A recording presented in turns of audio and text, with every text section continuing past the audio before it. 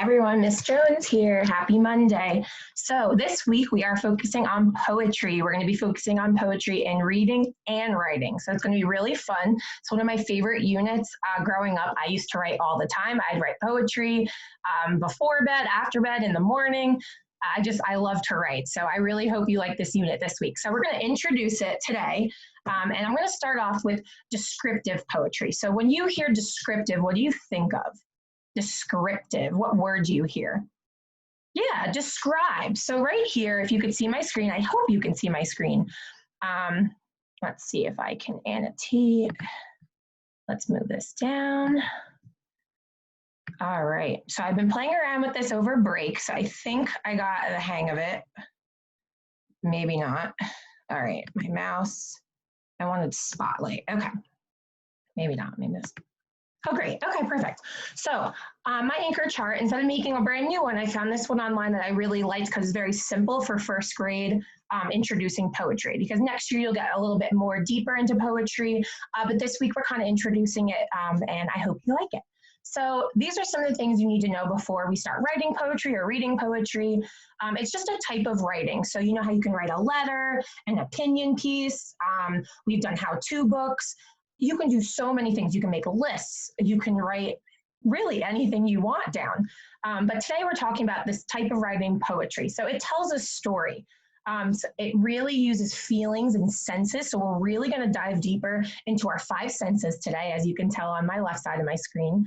And we were talking about that word that describes. So remember we talked about the different parts of language. There is verbs, which are action words like running, and then nouns, person, place, or thing. We've talked about that before. And our fancy pants words, proper nouns that get that uppercase letter. But descriptive words are adjectives. So we're going to be talking a little bit more about adjectives, I think, next week. But we are going to do a lesson, a couple of days worth of adjective lessons before the school year ends. So don't worry. But we're kind of going to be using these adjectives and descriptive words through our poetry the next couple of days. So with our descriptive poetry, you can read poems that have a lot of different types of adjectives and descriptive words. So here are some things that we're going to be focusing on is our senses. So I love sensory poems because it really makes you feel like you're there. And so I have a couple really funny poems that we're going to read this week. Today, I think it's called I Smell a Pickle, or I See a Pickle, or I Hear a Pickle. It's really, really funny. I hope you'll like it. But before that, we're going to talk more about our senses. So it's kind of like a science lesson today too as well. So we've talked about our 5 senses when we tasted our apples, and we did our apples in September, October. So my students should be familiar with our 5 senses. So I want you to turn and talk, or talk to someone, talk to stuffed animal, talk to your dog, your cat, your mom, your dad, your sister, your brother, anything in the house.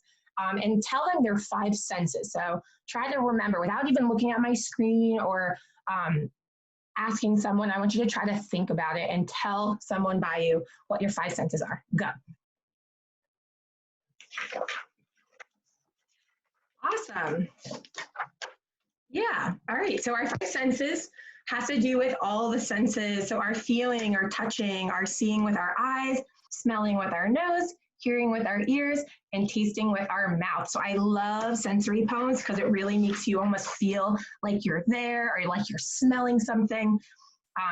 One of the poems I grew up with was about spring, and it just really talked about like the smells that you smell, like all the flowers blooming. Maybe it just rains, so you smell like the dirts and the worms. So we're actually going to read a book this week called Worm Weather. So I'm really excited to read that. But I want you to start thinking about your senses. And if you go outside, what would you hear? Okay. What would you touch? What would you smell? What would you see? And these are some words that you might see authors use. So taste, you might hear, like read yummy, tasty, gross, delicious, tangy, sweet, sour, spicy, or salty. Those are ways to describe things that you go in your mouth, like tasting things. And when you hear things, here are some words that you might see or hear. Loud, soft, melody, purr, roar, clanging, like clanging, banging things together, ringing, buzzing, banged, and silent. Those are all words you might see as descriptive words in poems. Okay, smelling, burning, maybe something's burning. Ooh, that's not a good smell. Stinky, okay, flour, Wafting, that means you're kind of getting the scent in like that. Perfumed, aroma, and stench. All right, words that are descriptive words for seeing. Bright, dim, beautiful, large, fuzzy, glistened, sparkled, shined, run down, worn, or new. And then for touching, descriptive words would be soft, fuzzy, rough, bumpy, sticky, hot, cold, slimy, and smooth. So these are all really good words when we want to use descriptive words when we're writing or when we're listening to poems, when they're describing words. All right, so we're not going to get into rhyme, rhythm, repetition, onomatopoeia, or alliteration today. This is just one of my anchor charts. I'll always circle, whether we're doing math or reading, I'll always circle and put stars next to what we're really focusing that day. So you're welcome to read through the anchor charts, but I'll always tell you specifically what we're doing that day. So today, we're just doing the top part. All right, so I don't have this book with me, which I thought I grabbed before I left school. So I'm just going to play the video.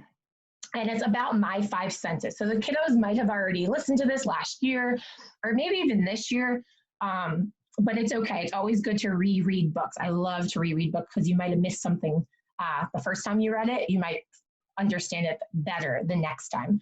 All right, so let's listen. Let's see. This by Alike. And I will post this video, so if you can't hear it very well, you can click on it on my website. I see, I hear, I taste, I smell, I touch.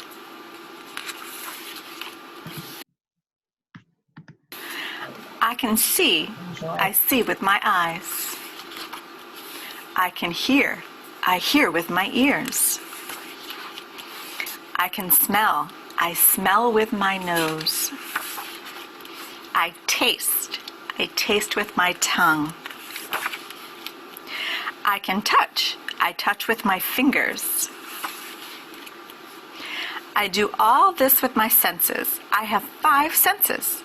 When I see the sun or a frog or my baby sister, I use my sense of sight. I am seeing. When I hear a drum or a fire engine or a bird, I use my sense of hearing. I am hearing. When I smell soap or a pine tree or cookies just out of the oven, I use my sense of smell. I am smelling.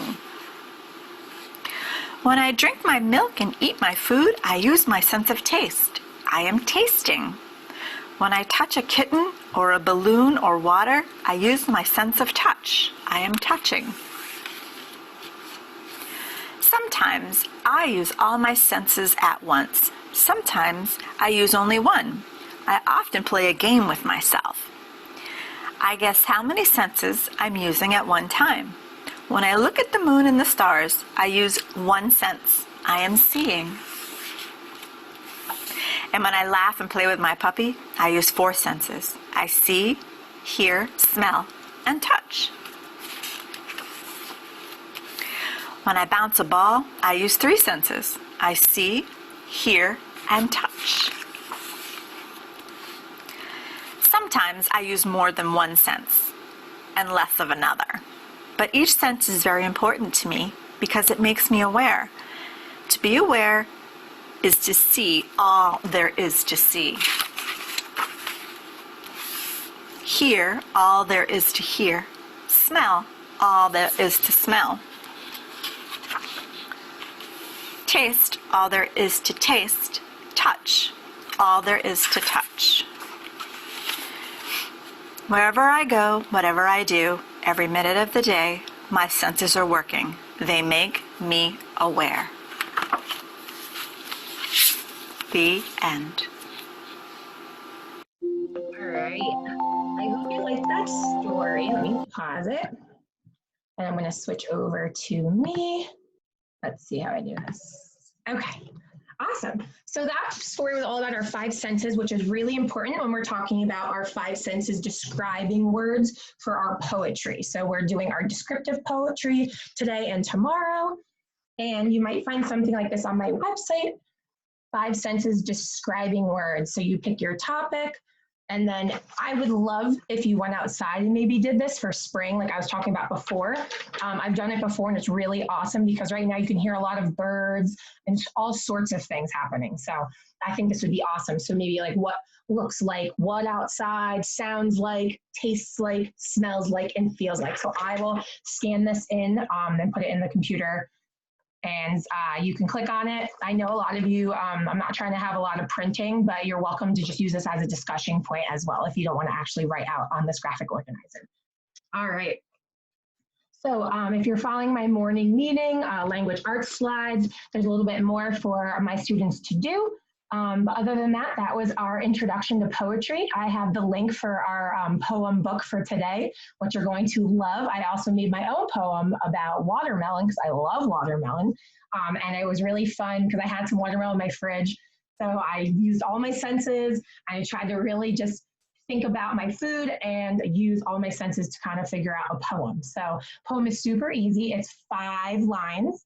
And you're just using your 5 senses. So each one, it smells, and then whatever you smell, see, and whatever you see. So it's really easy. So if you need any help with that, please check out my language arts morning meeting slides. Have a great day, everyone. Bye.